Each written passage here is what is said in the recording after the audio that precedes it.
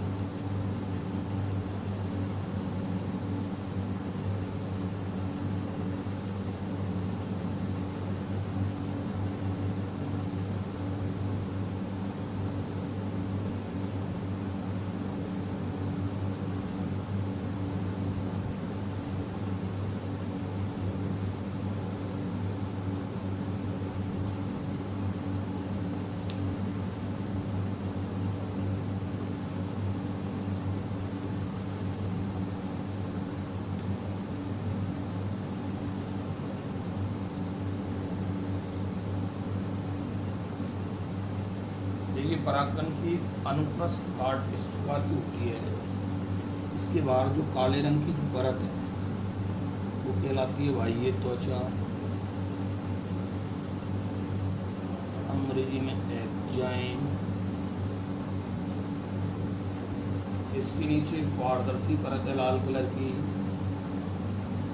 वो है अंतःत्वचा,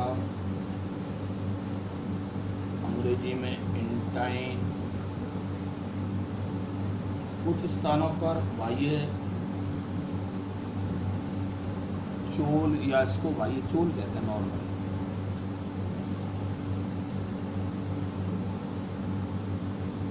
पर्यंत नहीं का वो है जनन क्षेत्र,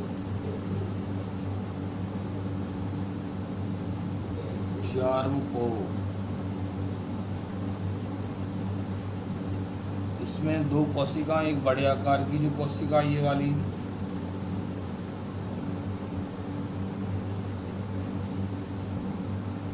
कायिक कोशिका, वेजिटेटिव सेल।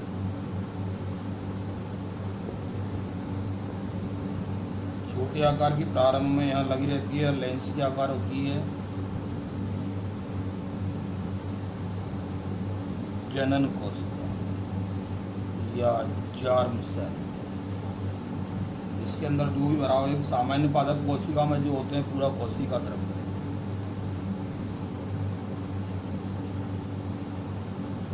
बीच में एक रिक्तिका होती है,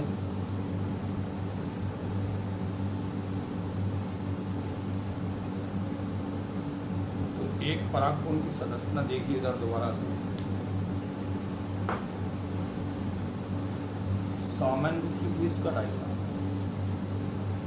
बाहरी बार की जो परत हम एक का वर्णन करेंगे।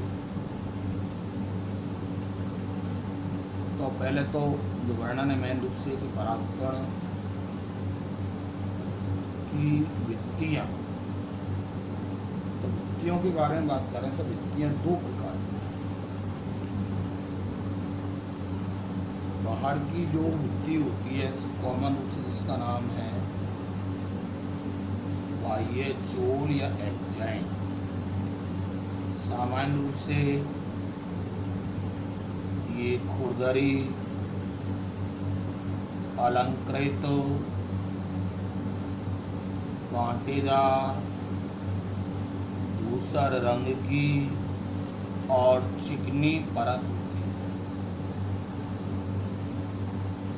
बाह्य चोल बहुत ही अनअपघटनीय पदार्थ है।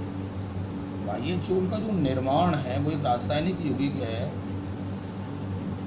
स्पोरोपोलेनिन। इस पर कई बार प्रश्न आ चुका है इस शब्द के ऊपर। स्पोरोपोलेनिन की बनी होती है। स्पोरोपोलेनिन एक तरीका से सेलुलोज का भी, सेलुलोज तो खुद बहुलक है, तो सेलुलोज की ही बनी होती है। स्पोरोपोलेनिन अभी तक का सर्वाधिक ज्ञात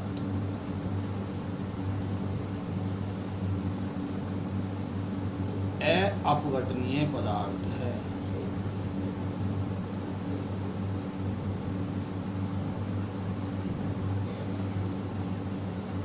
या अनअपघटनीय।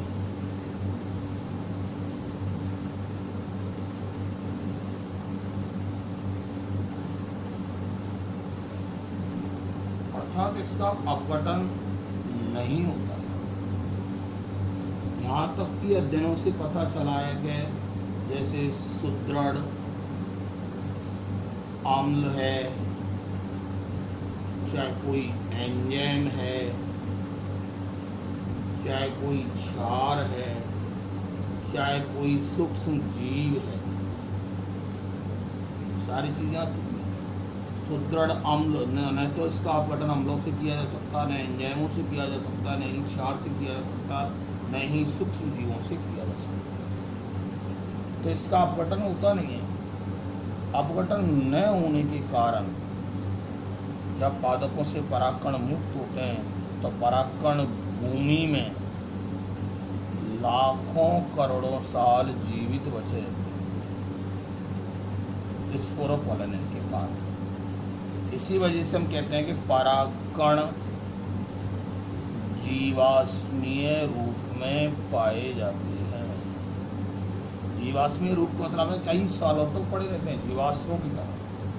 तो जीवाश्म आज से लाखों करोड़ों साल पहले की जीवों की जो अवशेष है वो जीवाश्म है। इसी प्रकार परागकण भी जो बाह्य चोल के ऊपर जो रासायनिक यौगिक है स्पोरोपोलेनिन, उसके कारण लाखों वर्ष तक भूमि में पड़े रहते हैं और ये लंबे समय तक इसी की वजह से जीवित रहते हैं।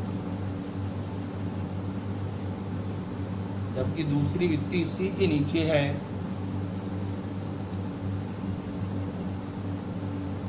जिसे हम अंतःचोल कहते हैं, इंटाइन। इंटाइन नॉर्मल जो बनी होती है वो पैक्टोसेलुलोज यानी पैक्टिन और सेलुलोज की बनी होती है। ये एक पारदर्शी झिल्ली है।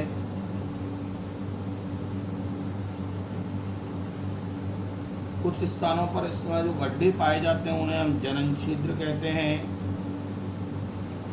जनन छिद्रों से जनन या जिसे कहते हैं हम पराग नलिका निकलती है, अंग्रेजी में पोलन ट्यूब निकलती। अब जीवद्रव्य की बात करें तो प्रारंभिक अवस्था में परागकण एक कोशिकीय या एक केंद्रकीय होते हैं। इनका केंद्रक समसूत्री विभाजन करके दो कोशिकाएं बनाता है। पहली कायी कोशिका जो आकार में बड़ी है, जिसमें जीवद्रव्य अधिक होता है और अधिक मात्रा में ही इसमें आरएनए और प्रोटीन होते हैं। दूसरी अगर बात करें तो दूसरी छोटी प्रारंभ में लेंस के आकार की जनन कोशिका होती है,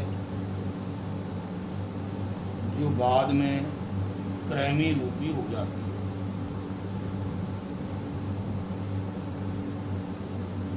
और जनन कोशिका आगे चल करके विभाजित होकर के नर युग्मकों का निर्माण करती है।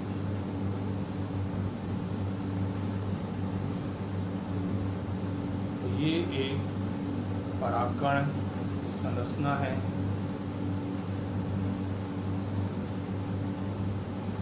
नर युग्मकोट विध का विकास।